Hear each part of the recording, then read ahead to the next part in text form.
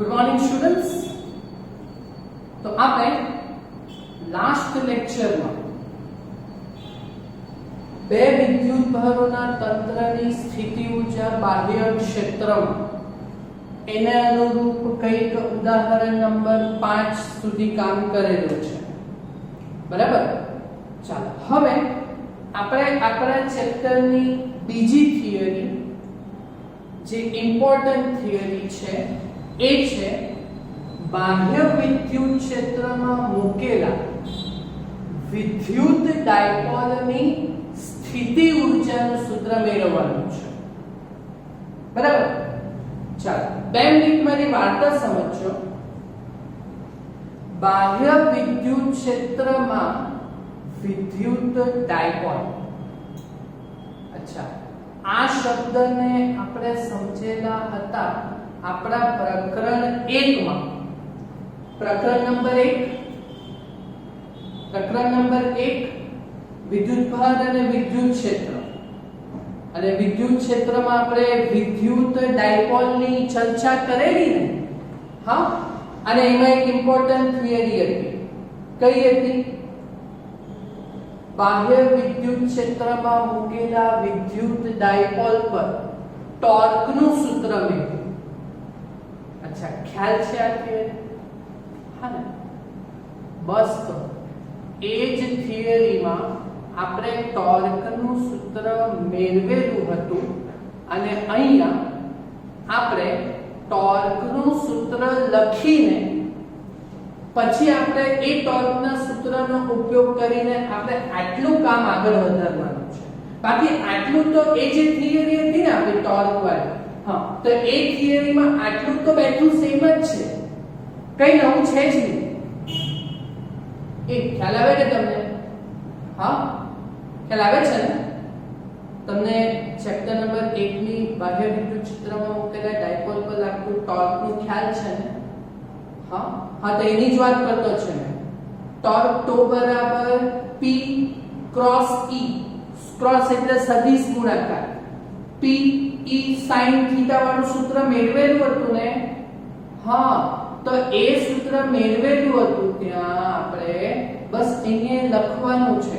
એટલે આ તમારી 100% થિયરી એ બેઠી જ થઈ ગઈ. બરાબર. જો આપણે બાહ્ય વિદ્યુત ક્ષેત્ર આવી રીતે મૂક્યું ધન x દિશામાં, બરાબર, એમાં આપણે વિદ્યુત ડાયપોલ લીધો. જો એમ વિદ્યુત ડાયપોલ એટલે એક બાજુ q બીજી બાજુ q. બરાબર. હા, એટલે ડાયપોલ મોમેન્ટની દિશા આ ખાસ બતાવો.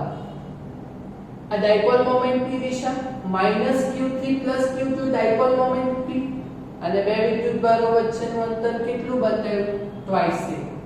એને કેટલા ખૂણે મૂક્યો આપણે? થીટા ખૂણે. એટલે જો આ બાજુ p અને આ બાજુ e એ બે વચ્ચેનો ખૂણો અહીંયા કેટલો છે? થીટા. બરાબર. ચાલો તો આકૃતિમાં ખ્યાલ આવ્યો? હા, ચાલો. એટલે આપણે તે ટાઈમે બી પહેલું વાક્ય આ લખ્યું હતું કે આકૃતિમાં સમાન વિદ્યુત ક્ષેત્ર E જે ધન x દિશામાં છે એમાં થીટા કોણ આપણે કોને મૂકેલો છે? સમાન વિદ્યુત ક્ષેત્રમાં કોને મૂકેલો છે? તો સ્મોલ p બરાબર ટ્વાઇસ ઇન્ટુ q જેટલી ડાયપોલ મોમેન્ટ ધરાવતા વિદ્યુત ડાયપોલને મૂકેલો છે. આ જ વાક્ય લખેલું હતું ત્યાં. બરાબર. પછી તમને ખબર કે સમાન વિદ્યુત ક્ષેત્રમાં આપણે ડાયપોલને મૂકીએ તો આ બંને વિદ્યુત ભારો ઉપર બળ લાગે. હા ને? તો આ વિદ્યુતીય બળ કેટલું? તો વિદ્યુત ક્ષેત્રનું સૂત્ર શું? E બરાબર F/q. તો F બરાબર q into E. હા, તો ધન વિદ્યુત ભાર ઉપર આ બળ કેટલું આવશે? +q. અને ઋણ વિદ્યુત ભાર ઉપર બળ કેટલું આવશે? -q. હવે જોઈ લો, આ લોકો છે તો સમાન મૂલ્યના અને પાછા પરસ્પર શું છે? વિરુદ્ધ દિશામાં. એટલે પરિણામી બળ કેટલું હતું? 0. એ તમને ખ્યાલ છે ને? આ બેઠું કરેલું છે આપણે. હા ને? હા, એટલે પરિણામી બળ 0 થઈ ગયું. પણ તમે જો કે આ જે બંને બળો છે સમાન મૂલ્યના અને પરસ્પર વિરુદ્ધ દિશામાં તો છે. બરાબર, પણ એક રેખસ્થ નથી. આની ધારો કે આ બળની કાર્યરેખા m હોય તો આ બળની કાર્યરેખા આવી જાય. હા તો જો આની રેખા આ છે અને આની રેખા આ છે તો બોલો એક જ લાઈન ઉપર છે કે બે વચ્ચેનું કઈક અંતર છે ને, લંબ અંતર. હા એ કરેલું છે ને આપણે એક થિયરીમાં કરેલું છે ને. હા તમે જરાક નોટના પાના ફેરવજો એટલે તમને આ ટોર્ક વાળી થિયરી પ્રકરણ 1 માં જે છે ને તે તમે જોજો અહીંયા સુધીની બેઠી જ છે. હા ને તમે મેળવેલું હતું અહીં ડાયરેક્ટ લખ્યું એટલે આ બંને જે બળો છે તે સમાન મૂલ્યના ને પરસ્પર વિરુદ્ધ છે એટલે પરિણામી બળ કેટલું થાય? 0. પણ આ બંને બળો એક રેખાસ્થ નથી ને એટલે તે લોકો કોની રચના કરે? બળ યુગ્મની રચના કરે. ને બળ યુગ્મ એટલે આપણે એને ઇંગ્લિશમાં શું કહીએ? ટોર્ક. ટોર્કની રચના કરે. બોલો ખ્યાલ આવ્યો? ના આ ટોર્કનું સૂત્ર આપણે મેળવેલું છે ને પ્રકરણ 1 માં. શું હતું? જો થીટા કોણે આપણે સમાન વિદ્યુત ક્ષેત્ર E માં P જેટલી ડાયપોલ મોમેન્ટ વાળો જો વિદ્યુત ડાયપોલ લઈએ તો તેના ઉપર લાગતું ટોર્કનું સૂત્ર ટોર્ક તો બરાબર P ક્રોસ E. જ્યાં P એ વિદ્યુત ડાયપોલ મોમેન્ટ અને E એટલે વિદ્યુત ક્ષેત્ર. એટલે ટોર્કનું સૂત્ર આ સદિશ ગુણાકાર છે, ચોકડી ગુણાકાર. 11મા ધોરણમાં સમજાવેલું ને, આ ચોકડી ગુણાકાર કાઢો એટલે ટોર્ક તો બરાબર શું આવશે? P E અને આ સદિશ ગુણાકાર છે એટલે સસદિશ sin થીટા આવશે.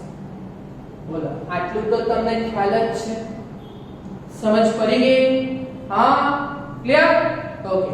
તો હવે આપણે સ્થિતિ ઊર્જાનું સૂત્ર લાવવાનું છે ડાયપોલનું વિદ્યુત ક્ષેત્રમાં, સમાન વિદ્યુત ક્ષેત્રમાં.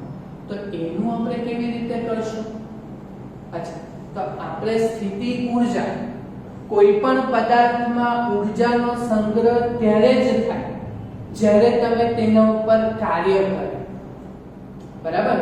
તો આપણે અહીંયા બળ યુગ્મ લાગેલું છે એટલે કાર્ય એ ચાક ગતિ ભ્રમણ કરાવવા માટે કરવા પડશે. હા ને તો અમુક ખૂણાથી અમુક ખૂણા સુધીનું આપણે ભ્રમણ કરવાનું રહેશે. બરાબર? તો આપણે ધારી લઈએ કે ભાઈ હવે જો ડાયપોલને સમાન વિદ્યુત ક્ષેત્રમાં શરૂઆતમાં કેટલા ખૂણા છે? પ્રારંભિક ખૂણો કેટલો લીધો? θ0. અને જો એને θ કોણ સુધી જો ભ્રમણ કરાવવાનું હોય તો કરવું પડતું કાર્ય. અચ્છા તમને કાર્યની વ્યાખ્યા ખ્યાલ છે ને રેખીય ગતિમાં? હા અચ્છા કાર્યની વ્યાખ્યા શું છે? 11મું ધોરણનું કાર્ય ઊર્જા પ્રવાહ કે કાર્ય બરાબર F ડેલ્ટા x. આ લખવાનું નથી આપણે, બસ તમે વાર્તા સમજો. બરાબર? અને આ જો સૂક્ષ્મ કાર્ય હોય તો ડેલ્ટા w બરાબર F ડેલ્ટા x ચલ બળ વડે કાર્ય. યાદ છે 11મું ધોરણ? હા ઓકે. પણ આ તો કઈ ગતિ છે? ચાક ગતિ છે. બરાબર? ને આ જો સ્થાનાંતર જો બહુ સૂક્ષ્મ હોય તો ડેલ્ટા w એ dw બરાબર F dx. આપણે 11મા ધોરણમાં ભણેલા હતા. ઓકે તો હું શું કહું તે સમજો. પણ આ તો ચાક ગતિ છે. આપણે એને બળ યુગ્મ લાગે ને વિદ્યુત ડાયપોલ પર. બળ યુગ્મ એટલે ભ્રમણ થાય. બળના લીધે રેખીય સ્થાનાંતર થાય. પણ ટોર્ક એટલે બળ યુગ્મના લીધે ગોળ ગોળ ફરે. એટલે ચાક ગતિ. તો ચાક ગતિમાં રેખીય સ્થાનાંતર નહીં આવશે, કોણીય સ્થાનાંતર. ઓકે તો હું શું કહું તમને બધું સમજાવેલું છે મેં 11મા ધોરણમાં કે જો આ કાર્ય છે તો આપણે આ કાર્ય છે તો એને dw બરાબર આ રેખીય ગતિ છે એટલે બળ આવે. તો અહીંયા કોણ આવશે? ચાક ગતિમાં બળની જગ્યાએ કોણ આવે? ટોર્ક. એટલે dw બરાબર બળની જગ્યાએ શું આવ્યું? ટોર્ક ઇન્ટુ આ dx. x એ રેખીય સ્થાનાંતર માટે છે. આપણે અહીંયા કોણીય સ્થાનાંતર છે. કોણ? ખૂણો થીટા. એટલે અહીંયા શું આવવાનું? dw બરાબર f dx ની જગ્યાએ શું આવશે? આપણી કોણીય. બસ આટલું સમજો ને. આ તો આપણું જૂનું છે કે હા બસ ખાલી આટલું સમજવાનું છે. હે કે અહીંયા ટોર્ક લાગે તો ટોર્કની અંદર ભ્રમણ થાય. બરાબર. તો પહેલાનો ખૂણો આપણે શું લીધો? થીટા 0 અને પછીનો ખૂણો આપણે કયો લીધો? થીટા. તો થીટા 0 થી થીટા કોણ સુધી ભ્રમણ કરાવવું? તો એના માટે આપણે કાર્ય કરવા પડે, બરાબર. તો આ કાર્યનું સૂત્ર 11મા ધોરણમાં હતું કે નહીં? તો એની જગ્યાએ આપણે ચાર ગતિમાં લખ્યું. તો dw બરાબર બળની જગ્યાએ શું લખ્યું? ટોર્ક. અને આ રેખીય સ્થાનાંતર છે x, એની જગ્યાએ શું લખ્યું? થીટા. એટલે ટોર્ક ઇન્ટુ d થીટા થયું. બોલો હવે સમજ પડી ને? હા ચાલો. એટલે આપણે કાર્ય શોધવાનું, એટલે w તો આ ડિફરન્સિએશન છે, વિકલન. આ બાજુ જાય તો શું થવાનું? સંકલન. હા, અને ક્યાંથી ક્યાં? તો પ્રારંભિક ખૂણો આપણે કેટલો લીધો? થીટા 0 અને અંતિમ ખૂણો કેટલો? થીટા. એટલે સંકલન થીટા 0 થી થીટા સુધી. સમજ પડી ને? બસ હવે આ બે ત્રણ પદ હું પરફેક્ટ સમજાવું તો બરાબર સમજજો. હા ને? એટલે થિયરી આટલી જ કહેવાય. આ તો આપણું જૂનું જ છે, વાર્તા બેઝ. તો આટલું. હા, તો ટોર્કની જગ્યાએ શું મૂક્યું? ટોર્ક p ક્રોસ e એટલે p e sin theta, p e sin theta into d theta. બરાબર. હવે આ તો થીટા નું સાપેક્ષ સંકલન છે અંદર, એટલે p અને e સંકલનની બહાર લખી દીધું. થીટા 0 થી થીટા નું સંકલન sin theta into d theta, p e બહાર લખી દીધો. અચ્છા, તો કે અહીંયા ખૂણાનું જ પ્રમાણ છે. હા ચાલો હવે સંકલન. અચ્છા, વિકલન તમને આવડે ને? sin નું cos અને cos નું વિધેય બતાવીએ. sin નું cos અને cos નું માઈનસ sin એ વિકલન. આ તો સંકલન છે કે નહીં? હા, તો સંકલન છે તો sin નું cos ની આવે, વિકલન sin નું cos આવે. એ sin જ છે ને, sin થીટા નું સંકલન ને. તો સંકલન એના કરતા ઉલટું, sin નું cos ની આવે, sin નું શું આવે? માઈનસ cos, એટલે માઈનસ cos થીટા. સમજ પડી કે? હા, અને એનું સંકલન ક્યાંથી થાય? થીટા 0 થી થીટા સુધી. sin નું સંકલન આપણે શું લીધું? વિકલન. sin નું વિકલન cos આવે. આ મેથ્સ વાળાને આવડે એટલે આપણને થોડી તકલીફ પડે બાયોલોજી વાળાને. હા ને? sin નું વિકલન cos, તો sin નું સંકલન માઈનસ cos થીટા. થીટા 0 થી થીટા ની લિમિટ. ઓકે, ચાલો હવે આ માઈનસ નું બહાર લઈ લો તો માઈનસ pe. તો હવે આ cos થીટા ની લિમિટ લેવાની, એટલે પહેલા શું લેવાનું? થીટા ની જગ્યાએ અપર લિમિટ એટલે થીટા, અને પછી ઓછા કરીને આ થીટા ની જગ્યાએ લોઅર લિમિટ એટલે થીટા 0. એટલે જો આ માઈનસ મે બહાર લઈ ગઈ એટલે માઈનસ pe. બરાબર. ઓકે, હવે minus cos theta upper limit ઓછા આ માઈનસ તો બહાર નીકળી ગયું, માઈનસ બહાર નીકળી ગયું એટલે minus pe cos theta minus cos theta 0. જોયું કે? જો આ કાર્યનું સૂત્ર આવ્યું કે? હા, તો આ જે કાર્ય છે બરાબર, એમાં જે આપણે આ થીટા 0 એ આપણે યાદ જ શીખી લીધું. ધારો કે આ ડાયપોલ એ વિદ્યુત ક્ષેત્રને પ્રારંભમાં લંબ પડેલો, એટલે વિદ્યુત ક્ષેત્ર m હોય એટલે ડાયપોલ m પડેલો, એટલે આ ખૂણો 90 ડિગ્રી એટલે π/2. ને તમને ખબર cos 90 કેટલા? 0. એટલે જો થીટા 0 જો મેં યાદચ્છિક રીતે π/2 લઉં, હા ને, તો cos π/2 એટલે cos 90 કેટલો આવે? 0. તો આ પદ નીકળી જાય તો પછી કાર્યનું સૂત્ર -pe. આ તો 0 થઈ ગયું એટલે -pe cos થીટા જાય. ખ્યાલ આવ્યો? હા ને? તો આપણે આ કાર્યનું સૂત્ર આવ્યું. આપણે કોનું લાવવાનું છે? સ્થિતિ ઊર્જાનું. કોનું સૂત્ર લાવવાનું છે? સ્થિતિ ઊર્જાનું. તો આ વાક્ય ખાસ લખવા પડે. જો આ નહીં લખો તો અર્ધમાં કટ થશે. હા ને? કે આ કાર્ય એ ડાયપોલમાં કોના સ્વરૂપે સંગ્રહ પામે છે? આ જે કાર્ય કર્યું ભ્રમણ કરવા માટે તે કોના સ્વરૂપે સંગ્રહ પામે? ડાયપોલમાં સ્થિતિ ઊર્જા સ્વરૂપે સંગ્રહ પામે છે.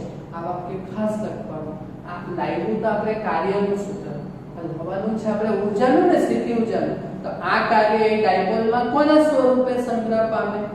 સ્થિતિ ઊર્જા સ્વરૂપે સંગ્રહ પામે. એટલે સ્થિતિ ઊર્જાનો સિમ્બોલ U. એટલે સ્થિતિ ઊર્જા U બરાબર -Pe cos θ. અને બોલો cos θ એટલે આપણું cos θ એટલે કયું અદિશ ગુણાકાર આવશે, હા ને? એટલે વચ્ચે કયો આવ્યો? U બરાબર -P અને E સદિશ રાશિ છે અને cos θ એટલે ડોટ ગુણાકાર એટલે U બરાબર -P ડોટ E. બોલો સમજ પડી આવ્યું? હા ને? અને આના ખાસ કિસ્સા જો ચર્ચા કરવાની હોય તો હું જસ્ટ ખાલી તમને કહી શકું. બોલો શું? જો ડાયપોલ વિદ્યુત ક્ષેત્રને લંબ હોય તો આ સૂત્રમાં લંબ હોય એટલે થીટા બરાબર 90, cos 90 કેટલું? 0. તો ડાયપોલની સ્થિતિ ઊર્જા 0 આવવાની. બરાબર? જો ડાયપોલ એ વિદ્યુત ક્ષેત્રને સમાંતરે એટલે થીટા બરાબર 0 તો cos 0 કેટલા? 1. તો u બરાબર -pe.